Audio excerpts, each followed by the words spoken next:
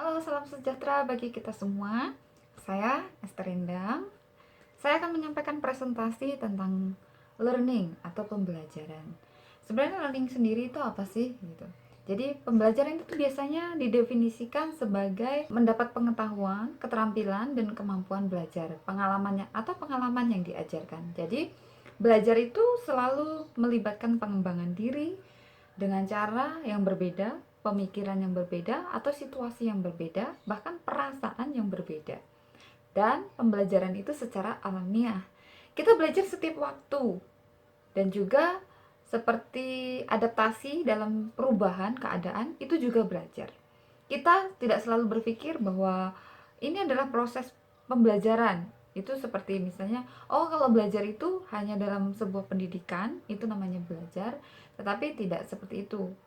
Pembelajaran itu secara alamiah juga sering terjadi. Pembelajaran tidak sama dengan edukasi, karena edukasi itu lebih menggambarkan pada hasil pembelajaran dan sering dilakukan dengan pemeriksaan ujian.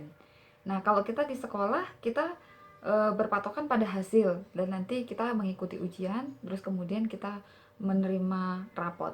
Nah, asal mula kata edukasi itu sendiri berasal dari education, dari bahasa Latin yaitu educere, yang artinya menggambarkan atau pendidikan adalah tentang guru yang menggambarkan kepada murid tentang sumber daya atau kemampuannya itu sejalan dengan pemikirannya. Nah, kita tidak dapat menjadi seorang pengajar tanpa pelajar. Tidak akan ada aktivitas mengajar dengan sendirinya, bahkan tidak akan masuk akal untuk mengatakan bahwa saya sudah mengajarkan sesuatu atau pembelajaran tetapi tidak dimengerti oleh siswa. Nah, di slide yang akan saya tampilkan ini dikatakan bahwa good teacher create a good learner. Demikian juga sebaliknya. Good learner create good teacher. Jadi seorang guru yang baik akan menciptakan murid yang baik.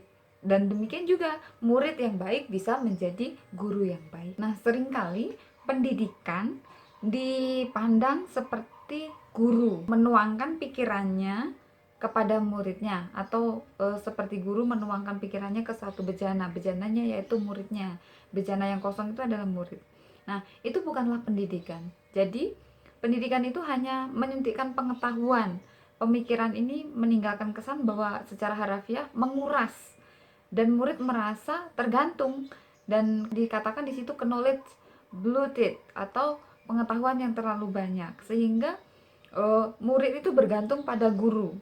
Nah, itu yang sering terjadi di dalam pendidikan-pendidikan yang kita alami. Nah, ujian dapat membuat educational bulimic atau seperti pendidikan yang dicekokin ya. Jadi pengetahuan yang dicekokin, sehingga dicekokin itu seperti disuruh makan, tapi pada akhirnya dimuntahkan seperti itu, memakan dengan cepat lalu memuntahkannya, lalu dengan cepat membersihkan ruangannya yang baru, yaitu menuangkan kembali pengetahuan yang baru. Di poin yang kedua, kita belajar tentang level learning atau tingkat pembelajaran. Di sini ada 4 tingkat pembelajaran. Pembelajaran yang pertama adalah unconscious incompetence, yaitu ketidakmampuan tidak sadar. Jadi di sini tidak sadar akan ketidakmampuannya. Kamu tidak tahu apa yang kamu tidak ketahui. Artinya, pikirkan sesuatu aktivitas yang kamu ketahui dengan baik, seperti membaca, olahraga, berkendaraan, dan kamu dahulu kala tidak mengetahui tentang hal itu semua. Bahkan kamu tidak sadar mengenai hal itu. Jadi, dulu kita nggak tahu kendaraan itu, kita tidak tahu olahraga itu. Nah, tapi kita jadinya ketidakmampuan itu secara tidak sadar, artinya kita tidak tahu apa yang kita tidak ketahui. Yang kedua, yaitu conscious incompetent, ketidakmampuan sadar. Ketidakmampuan sadar ini sekarang kita mempelajari sebuah keterampilan, tetapi kita tidak mahir akan hal itu. Nah, meskipun kita belajar dengan cepat pada tahap ini, karena semakin sedikit yang kita tahu, semakin besar ruang untuk memperbaiki. Nah, disitulah kita akan segera mendapatkan hasil. Jadi, semakin kita tidak tahu, semakin kita besar, memiliki peluang yang besar untuk kita memperbaiki pengetahuan kita. Seperti itu. Dan yang ketiga adalah conscious competence. Conscious competence ini artinya ketidakmampuan sadar. Jadi, Disinilah kita memiliki keterampilan tetapi belum terbiasa dan konsisten dengan keterampilan itu. Jadi kita punya keterampilan tapi kita tidak terbiasa dengan keterampilan itu. Nah, kemudian kita perlu konsentrasi. Ini adalah bagian yang memuaskan dari proses belajar. Jadi kita fokus, kita konsentrasi, tetapi kita meningkatkan juga keterampilan dan jauh lebih sulit. Semakin baik kita, maka upaya yang kita butuhkan atau peluang yang kita butuhkan untuk sebuah keuntungan yang lebih nyata. Dan yang keempat adalah unconscious competence, ketidakmampuan tidak sadar. Keterampilan kita merupakan kebiasaan dan otomatis ada. Kita tidak perlu memikirkan tentang ini. Tapi ini adalah jadi tujuan dari pembelajaran kita untuk menaruh sebanyak-banyaknya dari keterampilan kita yang ada pada ranah kompetensi bawah sadar. Jadi pikiran sadar kita bebas untuk melakukan hal-hal yang lain, seperti kita berbicara kepada penumpang, mendengarkan musik, kita juga ketika kita mengendarai. Jadi ini adalah keterampilan ya. Ada juga orang yang bisa sambil mengendarai sambil mendengarkan musik. Ada orang yang sambil mengendarai hanya fokus pada kendaraannya, seperti itu. Nah, yang selanjutnya adalah mastery atau penguasaan. Mastery ini lebih dari kompetens. Ini adalah jalur tradisional, jalur di luar dari 4 bagian tadi. Nah, di sini adalah mastery. Jadi penguasaan itu lebih dari kompetensi alam bawah sadar. Ia memiliki dimensi estetika ekstra atau dimensi estetika yang lebih, seperti tidak hanya efektif tetapi juga indah untuk dipandang. Nah, ketika kita sudah mencapai penguasaan ini, tingkat penguasaan ini, kita perlu lagi untuk mencoba. Semuanya mengalir begitu saja, seperti flow state gitu. Nah, ini memakan waktu dan perjuangan untuk mendapatkannya, tetapi hasilnya sangat luar biasa. Mungkin kita mencapai penguasaan, kita menguasai sesuatu atau satu bidang, nggak hanya mengalir begitu aja, tetapi kita perlu memasuki tahapan-tahapan. Dan ketika kita sudah menguasainya, maka hasilnya pun sangat luar biasa. Ketika kita tahu memperhatikan seorang master, meskipun mungkin kita tidak menghargai setiap segi ya, kalau kita melihat master chef itu kayaknya keterampilan mereka itu kayak mudah, tetapi ternyata nggak semudah itu. Nah, itu ketika kita bisa melihat mereka bisa menguasai masakan-masakan tersebut, rasanya sangat memuaskan. Nah, itulah pembelajaran dari 4 poin dan juga 1 poin penting, yaitu mastery, artinya penguasaan. Bagian yang selanjutnya adalah kita belajar tentang learning zone atau zona pembelajaran. Jadi ketika kita mempelajari tentang sebuah ide baru atau perilaku, hati-hati dengan 2 bahaya ini. Bahaya yang pertama adalah anxiety zone atau tingkat kecemasan, zona kecemasan, yaitu ketika kita sama sekali tidak tahu apa yang harus kita lakukan selanjutnya. Mungkin juga kita merasakan bahwa kecemasan dan tidak tertolong lagi, kita berada di anxiety zone atau zona kecemasan, dimana kesulitan tugas yang dirasakan itu tampaknya lebih besar daripada sumber daya yang kita miliki. Jadi caranya adalah kita bernafas dalam-dalam, pikirkan apa yang harus kita lakukan selanjutnya, sumber daya apa yang kita butuhkan, atau informasi apa yang lebih, atau kita butuh istirahat, atau kita butuh tempat nyaman, sehingga kita tidak berada di anxiety zone. Nah, yang kedua yaitu drone zone, atau kondisi dimana kita merasa sangat jenuh. Di sini kita akan terlihat mudah dan kamu dapat melakukan dengan sesuatu yang, atau misalnya kamu dapat melakukan sesuatu dengan satu tangan sehingga merasa itu sesuatu yang mudah, tapi kita tidak cukup peregangan atau merasa tidak nyaman, peregangan gitu ya. Kita merasa bosan atau kita tidak merasa tidak terlibat, atau kita merasa tidak terlibat. Jadi sumber daya yang kita miliki terlihat sangat banyak daripada kesulitan tugas yang ada. Nah, jadi kita harus bernafas dalam-dalam juga caranya. Kita bernafas dalam-dalam, kita pikirkan apa yang ingin kita lakukan lagi, dan kemudian kita dapat mengatur sendiri beberapa hasil yang lebih baik. Lanjutnya, kita adalah ya mungkin kita membutuhkan istirahat, atau mungkin kita tidak butuh mempelajari keterampilan itu sama sekali, sehingga kita tidak berada di zona kejenuhan itu atau drown zone. Learning zone ini adalah tingkat kesulitan yang dirasakan kira-kira sesuai dengan sumber daya yang dirasakan. Dan kemudian kalau anxiety zone itu sendiri adalah tingkat kesulitan yang dirasakan lebih daripada sumber daya yang dimiliki. Nah, sedangkan drown zone itu sendiri adalah sumber daya yang lebih baik atau lebih banyak daripada tingkat kesulitan.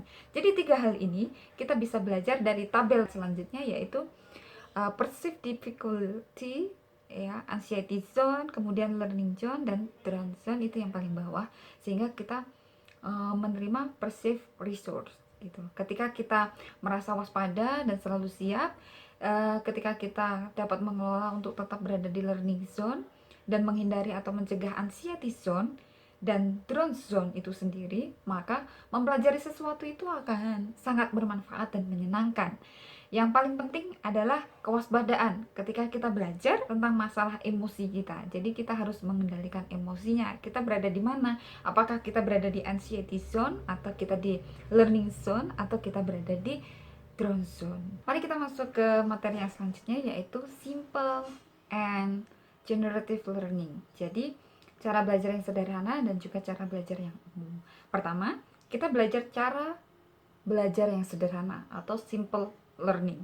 Nah, cara belajar yang sederhana ini yaitu pembelajaran yang terkadang kita menyebut sebagai pembelajaran yang berulang. Di sini terkadang ada gap atau kesenjangan antara apa yang kita ketahui dan apa yang ingin kita ketahui, dan kita mengambil tindakan untuk mengatasi kesenjangan tersebut. Hasilnya yaitu mengarahkan diri kita kepada berkembangnya ilmu pengetahuan dan keterampilan kita. Nah, timbal baliknya akan membuat kita mengetahui apakah mendekati tujuan, ya. Jadi jika tindakan kita mendekati tujuan, itu akan membuat kita mengalami kesenjangan. Maka kita akan melakukan lebih banyak pembelajaran lagi. Jika kita justru menambah gap atau kesenjangan yang ada, kita akan melakukan pembelajaran apapun. Menyelesaikan masalah berarti kita menutup kesenjangan. Pembelajaran sederhana dan penyelesaian masalah terjadi antara sebuah asumsi, batas asumsi, dan kepercayaan tentang apa yang mungkin dan apa yang penting. Contoh dari simple learning ini kita bisa lihat, misalnya seseorang mengalami sakit kepala, kemudian dia pergi ke dokter dan memberikan informasi tentang apa yang dia alami, terus kemudian dokter memberikan resep anti nyeri. Dia itu pergi dengan senang. Kemudian ketika dia sakit kepala lagi, dia pergi membeli resep yang sama. Nah, masalah sederhana dan solusi yang sederhana, yaitu contoh dari sebuah bisnis, organisasi yang menginvestasikan pabrik pengolahan. Misalnya yang pengolahannya lebih modern, lebih cepat, sehingga mencoba beberapa cara untuk menekan harga. Dan kemudian 6 bulan kemudian misalnya pabrik itu membangun dan berjalan dengan lancar dengan kapasitas penuh, sehingga permasalahan sederhana dengan solusi yang sederhana. Pembelajaran yang kedua selain simple learning yaitu tadi generative learning. Jadi kita belajar tentang generative learning atau pembelajaran umum. Tipe lain dari pembelajaran ini adalah pembelajaran dua arah atau double loop learning. Double loop learning atau pembelajaran dua arah. Pembelajaran ini pembelajaran umum, ya, membawa apa yang kita percayai dan kita asumsikan kepada timbal balik yang berulang atau feedback loop. Nah, timbal balik dari apa yang kita lakukan membawa kita untuk mempertanyakan tentang asumsi kita. Contohnya, sebelum pria yang sakit kepala tadi mungkin akan mempertanyakan mengapa dia sering sakit kepala. Dia mungkin menemukan jawabannya bila dia harus mengganti gaya hidupnya, mungkin pola makannya, atau pola tidurnya, atau gaya hidup yang lain. Mungkin dia juga bertanya-tanya tentang kesehatannya kepada dokter dan untuk membenahi semua masalah kesehatannya, dan itu adalah salah satu contohnya. Dari generative learning tadi kita belajar belief and assumption, yaitu ada tabel di slide berikutnya. Itu ada belief dan asumsi, kemudian decision, action, feedback, and the result of your action. Jadi ada jawabannya, ada hasil dari tindakannya, ya. Dari permasalahan itu ada permasalahan yang berbeda di antara what you are, where you are, di mana kamu, dan where you want to be, di mana kamu yang menginginkannya. Jadi, apakah asumsi tentang ini? Bagaimana cara lain saya memikirkan tentang ini? Terus kemudian, bagaimana asumsi saya ini berkontribusi terhadap sebuah permasalahan? Terus bagaimana suatu situasi itu dapat bertahan? Dan pembelajaran selanjutnya adalah level neurological, tingkat neurologis. Jadi, di sini kita akan belajar bagaimana model ini sangat membantu dalam berpikir tentang pembelajaran dan juga mengubah pengembangan. Ini dari Robert Dills yang bekerja dari Gregory Bateson, ya. Kemudian neurological level ini sangat berguna dan tanpa konsisten atau lengkap. Yang pertama itu kita belajar tentang environment, where and the when.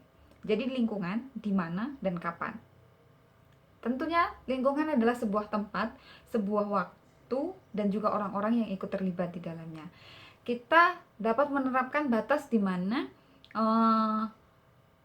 kita dapat berpusat, berperan serta. Kita dapat berhasil hanya dengan mengikuti pola tertentu atau hanya dengan orang tertentu. Berada di tempat yang tepat di waktu yang tepat pula. Dan kemudian kita belajar tentang behavior, itu yang kedua. Behavior itu the what, artinya perilaku apa yang kita lakukan. Jadi istilah dalam NLP ini, berperilaku atau perilaku itu melibatkan pikiran, tindakan.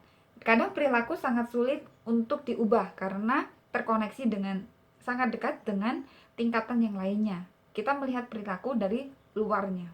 Dan yang ketiga adalah capability, ya. Capability ini adalah kemampuan, yaitu the how. Di situ tulisannya the how, yaitu bagaimana. Nah, kemampuan atau keterampilan itu secara otomatis, konsisten dan terbiasa. Jadi tingkatan ini termasuk dalam strategi berpikir dan keterampilan fisik. Nah, kemampuan dalam tingkatan organisasi seperti proses dan proses bisnis, misalnya prosedur bisnis. Kemampuan itu hanya dapat dilihat dari perilaku karena itu ada bersama kita, ada di dalam diri kita. Dan kemudian belief and values atau kepercayaan dan nilai-nilai. Di sini the why. Mengapa? Nah, pedoman dari sebuah tindakan adalah prinsip kepercayaan, bukan berdasarkan apa yang kita percaya, tetapi apa yang kita lakukan. Nah, kepercayaan juga memberi arti pada apa yang kita lakukan. Nilai adalah alasan dari melakukan apa yang kita lakukan. Itu semua adalah penting untuk kita, baik untuk kesehatan, kekayaan, kesejahteraan, dan juga cinta. Nah, pada tingkat organisasi bisnis adalah prinsip dari tindakan ini dan nilai yang mereka pegang. Mereka adalah bagian dari budaya. Kepercayaan dan nilai mengarahkan langsung kepada kehidupan, perilaku apa yang diizinkan dan juga yang tidak diizinkan, dan bagaimana tindakan yang kita lakukan. Yang kelima adalah identity atau identitas. Ini the who. Identitas adalah rasa tentang diri sendiri, inti dari sebuah kepercayaan dan nilai yang mendefinisikan dirimu dan tujuan dari hidupmu, atau identitas terbangun dari kehidupan yang sangat tangguh. Kita mengekspresikan diri, keterampilan, nilai-nilai, dan apa yang kita percayai. Tetapi kita lebih dari ini semua.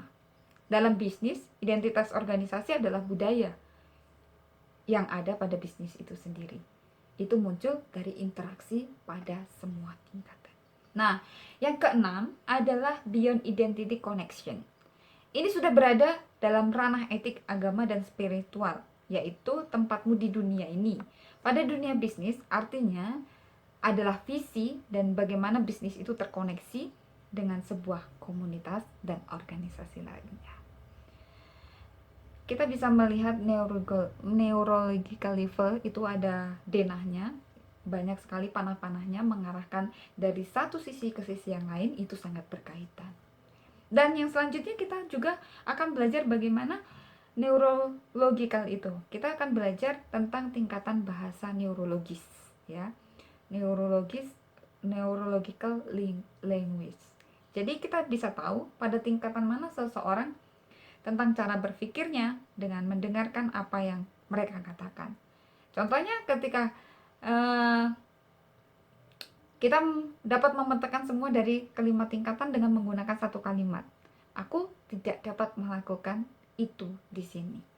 Nah, ketika aku stres, ini adalah pernyataan yang tentang identitas misalnya. Aku tidak dapat melakukan itu di sini gitu. Terus kemudian ketika juga kita mengalami stres kembali dalam keadaan stres atau ketidakbisaan kita, nah kita juga sama menjawab, mengatakan aku tidak dapat melakukan itu di sini. Selanjutnya, when do it stress, ya kita juga menjawab yang sama, aku tidak dapat melakukan itu di sini. Atau ketika apa yang membuat kita stres, sama kita juga dapat menjawab, aku tidak melakukan itu di sini, ya aku tidak dapat melakukan itu di sini. Nah, itu adalah bagaimana kita bisa melihat bahasa neurologi dari identitas. Saya adalah seorang manajer yang baik misalnya, dia segi identitasnya adalah identitas sebagai seorang manajer. Dan kemudian dari kepercayaan, belief, mendapatkan MBA. Apa ya MBA itu ya? Menolong saya dapat mendapatkan penawaran yang lebih hebat dalam karir saya. Atau dalam kemampuan, saya ini memiliki kemampuan komunikasi yang sangat baik. Atau dalam perilaku, saya memiliki penilaian yang buruk terhadap hal tersebut. Bahkan dalam lingkungan, environment, saya bekerja sangat baik di tim itu. Nah, itu adalah sebuah bahasa neurologis yang sering digunakan atau menunjukkan identitas diri, perilaku, bahkan kemampuan, juga lingkungannya. Kita bisa selalu menggunakan tingkatan neurologis ini untuk mengeksplor persoalan misalnya, atau ketika kita bimbang dan ketidakpastian untuk melakukan sesuatu, kita tahu pada tingkatan mana kita terjebak, dan kita juga tahu sumber daya macam apa yang kita butuhkan. Selanjutnya adalah penyelarasan tingkat neurologis atau neurological level alignment. Pelatihan yang kuat untuk membangun sumber daya dan kesesuaian dan menggunakan tingkat neurologis ini merupakan pilihan panduan terbaik yang dapat dibicarakan dalam melalui proses. Kita dapat melakukannya secara mental, tetapi kita juga kuat jika kita melakukannya secara fisik. Nah, kita juga mulai bisa mengambil langkah, memikirkan keadaan yang paling sulit ketika kita memiliki banyak pilihan, ketika kita memiliki anggapan bahwa kita menggunakan semua sumber daya, kita mau memperlengkapi diri. Jadi kita mulai dari lingkungan, bagaimana kita mengalami masalah, kemudian kita juga mulai dari tingkah perilaku kita, apa yang harus kita lakukan, perhatian apa atau tentang perubahan aksi dan pikiran, bagaimana kita harus masuk dalam lingkungan, atau pada tingkat kemampuan kita juga memikirkan keterampilan kita, keterampilan apa yang harus kita miliki dalam hidup, atau strategi mental apa yang harus kita miliki, bagaimana kualitas pemikiran kita. Selanjutnya juga kita bisa mencerminkan bagaimana kepercayaan dan nilai kita, apa yang penting bagi kita, apa yang menemukan apa maksudnya bagaimana kita menemukan yang bermanfaat tentang apa yang kita lakukan, apakah yang memberdayakan kepercayaan kita, atau prinsip apa yang harus kita perjuangkan. Selanjutnya kita juga bisa mengambil langkah terakhir, bagaimana kita terhubung dengan sesama, semua orang ya, yaitu orang yang meyakini yang kamu yakini melampaui hidupmu. Jadi kita juga banyak menyebut ini sebagai dunia spiritual, yaitu apa yang kita percaya atau nilai-nilai apa yang kita ambil, seperti itu. Nah, dari semuanya itu kita bisa merasakan kecocokan dan melangkah maju pada tingkat identitas level. Jadi pastikan kita mengambil pesona tentang siapa diri kita dan bagaimana kita bisa dengan gambaran metafora, atau kita maju pada tingkat kepercayaan dan nilai. Jadi semuanya itu penting dan berkaitan, dan pada akhirnya kita juga bisa maju ke lingkungan yang nyata, bagaimana kita perbedaannya ketika kita membawa diri, atau pada tingkatan mana kita membawa diri kita sendiri, dan bagaimana kita memperhatikan perasaan tentang dimana kita mendalami lebih besar dan kejelasan dari nilai diri kita dan tujuan atau koneksi kita. Jadi ketahuilah bahwa ketika kita membawa semua itu dan persoalan situasi ini, kita akan berubah. Bagaimana kita mengatur emosi kita.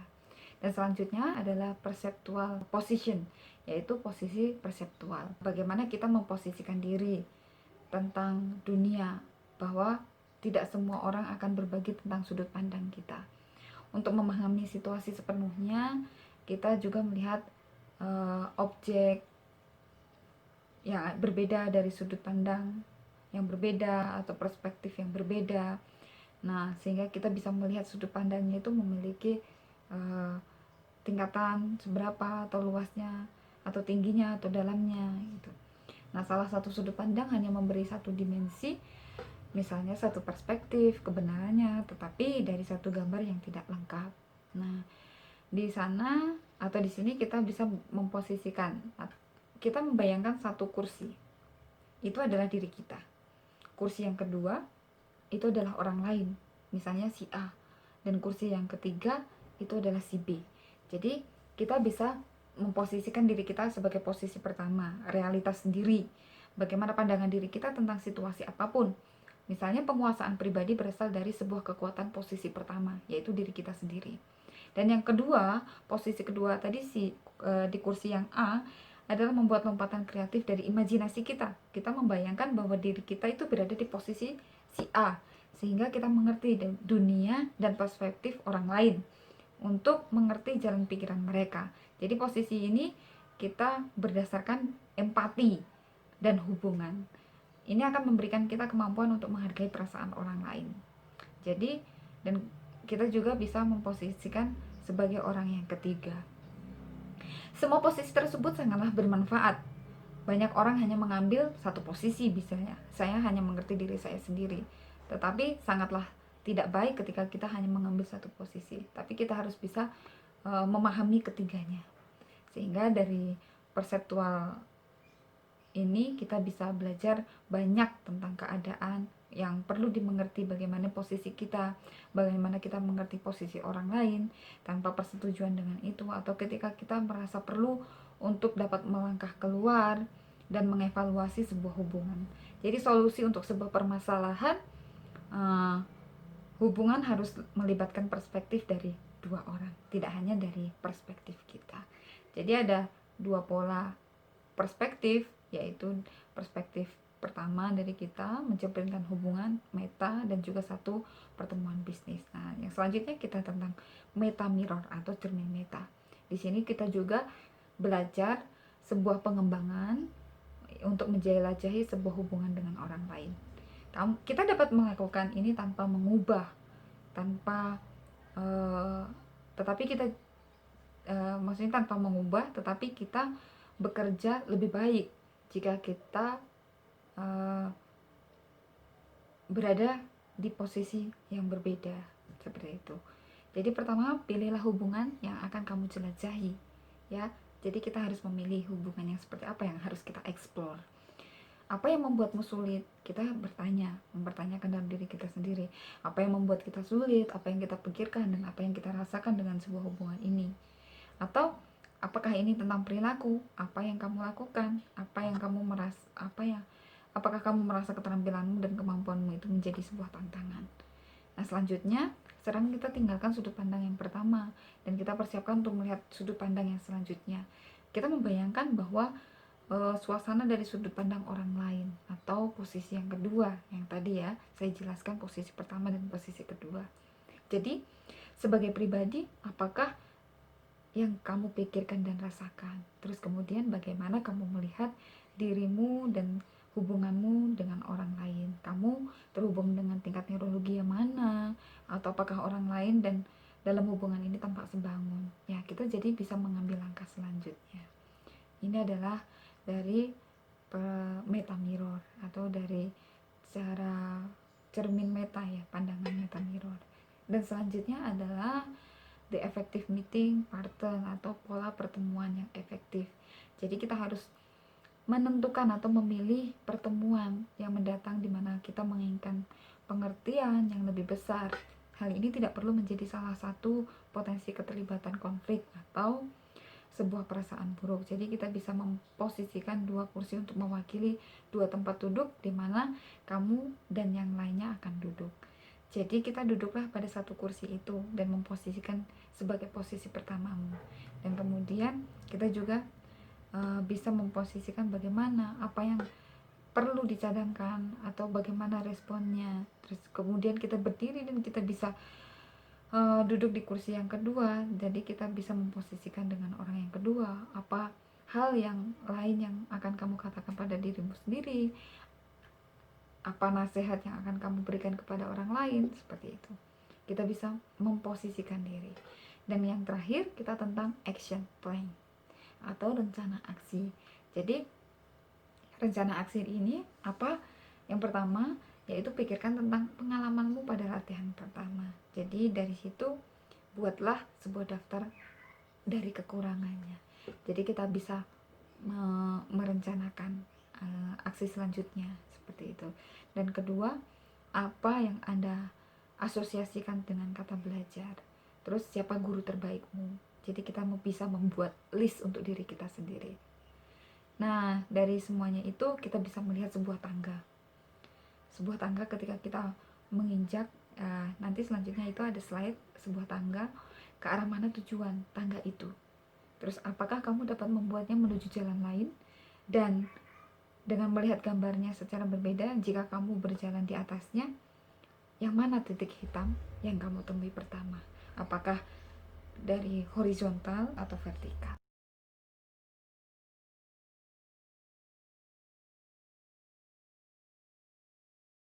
Terima kasih. Demikianlah presentasi saya hari ini. Kiranya bermanfaat bagi kita semua dan marilah kita sama-sama untuk saling belajar dan saling melengkapi yang menjadi kekurangan kita semua. Dan jangan lupa like, subscribe, dan komen di bawah ini. Terima kasih.